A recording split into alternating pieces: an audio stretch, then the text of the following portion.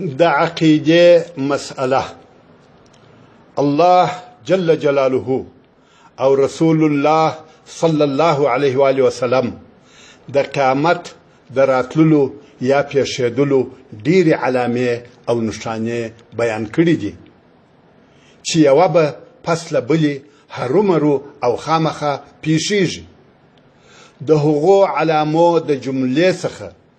د دجال راتګ دی او بیا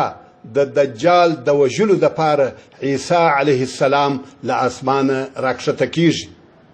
بیا یعجوج او معجوج راوځي، بیا دابة الارض راوځي او لمر به د لمر لوېدلو له طرفه راخیږي، بیا قرآن مجید پورته کیږي، بیا ټول مسلمانان